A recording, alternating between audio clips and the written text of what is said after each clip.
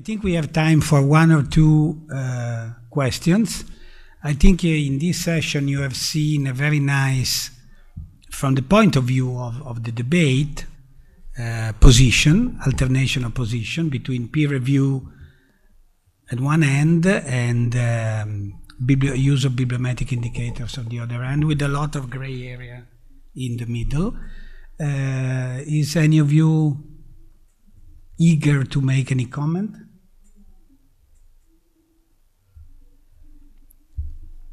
Professor Paradiso.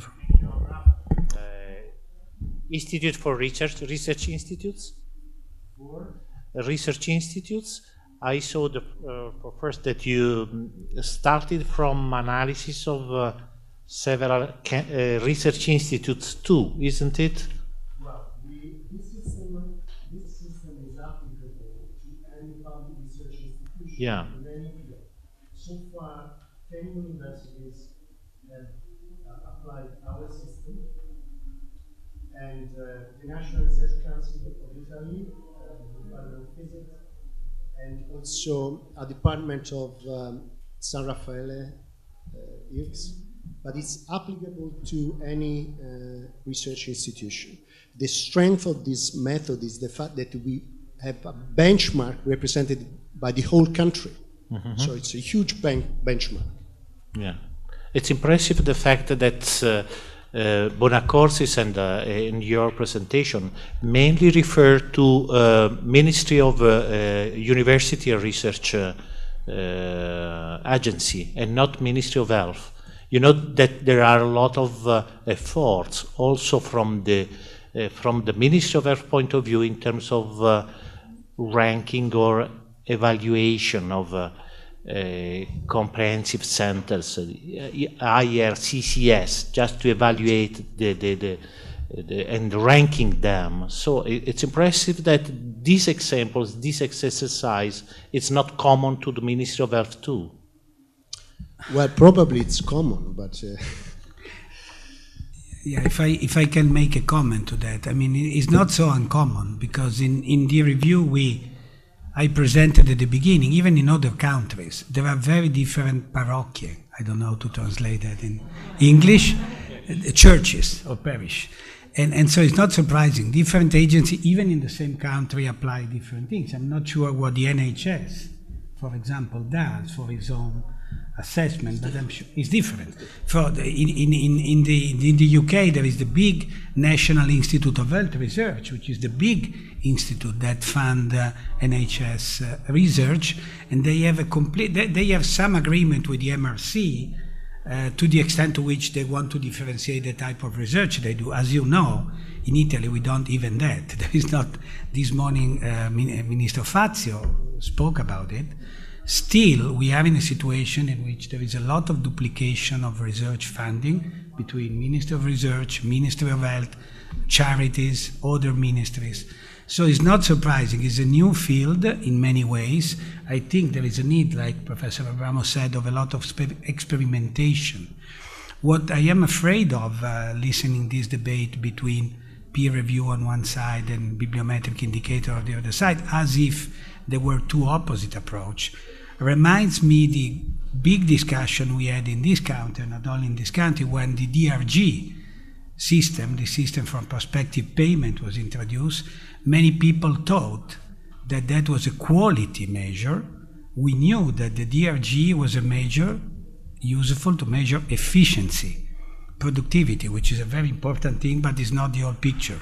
And when Professor Abramo said that of course, peer review has a lot of limitation. Indeed, it's very expensive, has a lot of limitation.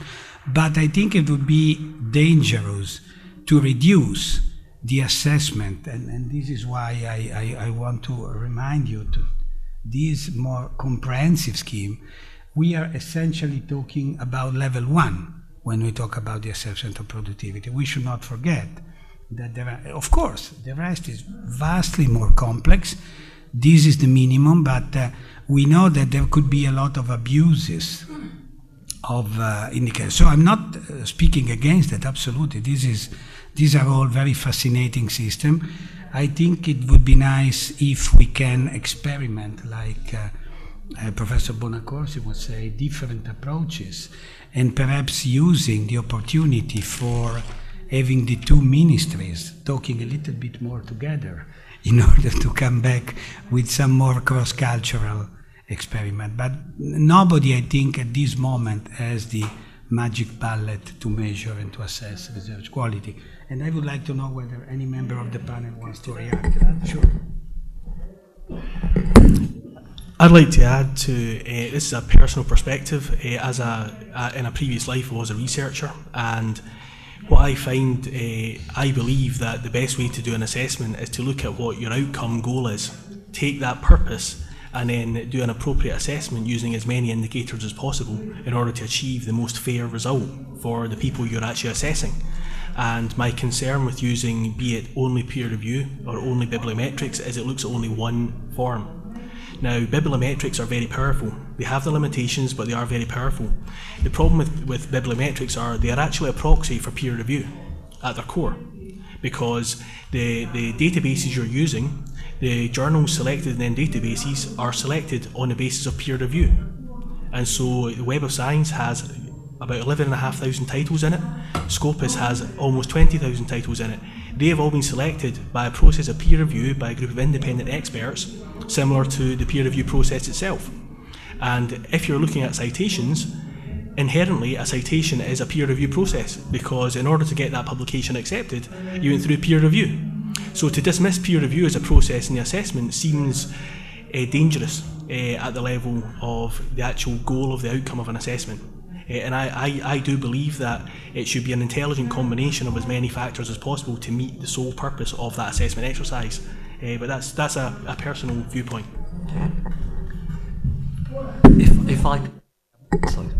If I could just add one observation to that, the process that I described is highly complex and expensive to run. It's the product of a particular country and circumstances. I think in the long run, big peer review exercises like that will not be sustainable simply because they cost so much.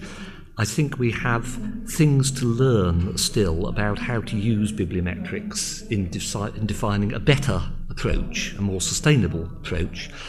I don't think bibliometrics tells you everything, but I do think it can tell us more than we're getting from it at the moment, and I should be very interested to see the outcome of the Italian experience, because you're trying something which we haven't yet dared to do, and I do look forward to seeing what you get from it. Something is that the peer review methodology is the traditional one. But for example, in Australia, the ERA National Research Assessment Exercise in Australia is completely bibliometrics for the hard sciences.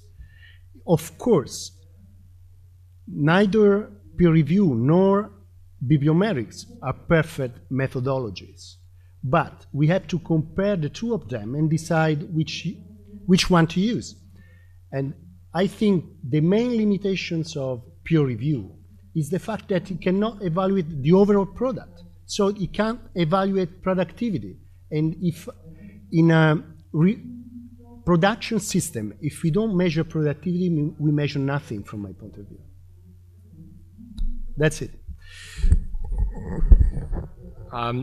Two remarks. Issue of research institutes in the health system.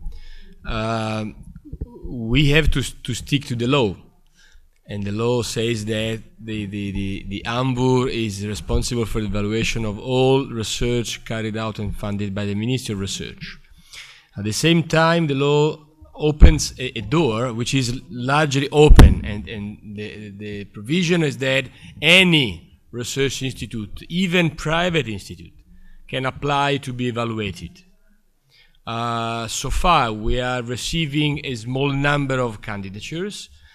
This morning I was in Milan to arrange for two research foundations in Trento that will apply to do the evaluation of research. So the door is open.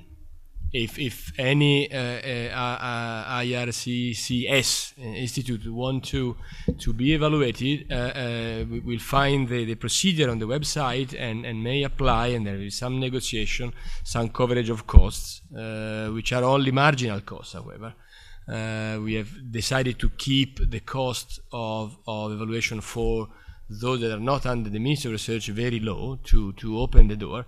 At the same time, we have to see what happens. In the previous evaluation exercise, for example, the Istituto Superiore di Sanità was not part of the evaluation. We don't know. We just started the procedure. We will see in the next couple of months.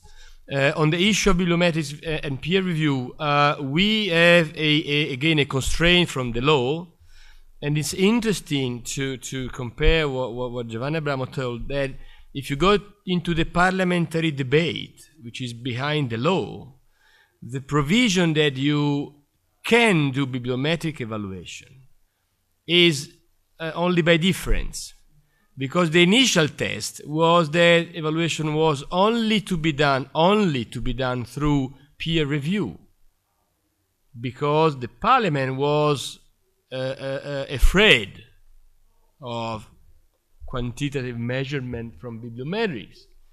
The ministry told you cannot do this way, and so the compromise was a formulation in which it's prevalent.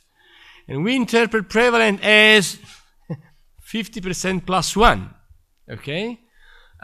Which is, of course, a bold interpretation of the law. And why we do this? Exactly because we want to put the bibliometric kind of culture in the system, so that we can apply, we can, of course, and in terms of proportion, we expect that physics, for example, will have 90% bibliometrics, and probably only peer review for articles published in 2010, simply because they don't have citations, okay? Or if you want interdisciplinary kind of research, which is difficult to evaluate in terms of patents or citations because you don't have a benchmark, for example, okay? But they can do this way, and they have 90% or whatever, or 80% bibliometrics and only 10% peer review, while on the contrary, we have to keep in mind that we also have philosophy or Greek philology, where the issue of maturation of bibliometric indicator is very complicated. I can tell you, we don't have time, over the coffee we can tell a number of stories, but I mean it's a real challenge. Okay, so I think the perspective is on integration between the two, and by integrating you need to compare, and you need to carry out careful experiments on both methods and improve the culture of evaluation in this country. Thank you. The reason I put this relatively provocative slide, this is an author that was mentioned by Professor Garaci this morning, John Ioannidis. He published this paper in a highly cited journal years ago. Be careful, because the title doesn't mean that the results are false, but that the publication are false. Because in the biomedical field, that then may be different from the hard science, there is such a pressure to publish, you know, the famous phenomenon of salami publication, or salami publication means that people take one study and publish the same study 10 times, which is probably impossible to be controlled by any bibliometric indicator, probably by peer review, but not necessarily. So there are a lot of problems, and I think what would be interesting if UNIMORE could provide, because it has to do with a lot of variety of disciplines, that we start dissecting the problem by area. You said in hard science, bibliometrics should replace, and my question is medicine an hard science? That's another matter. We all agree that there are a few hard sciences, chemistry, physics, etc. There are problems. In physics, people publish a paper with 60 names.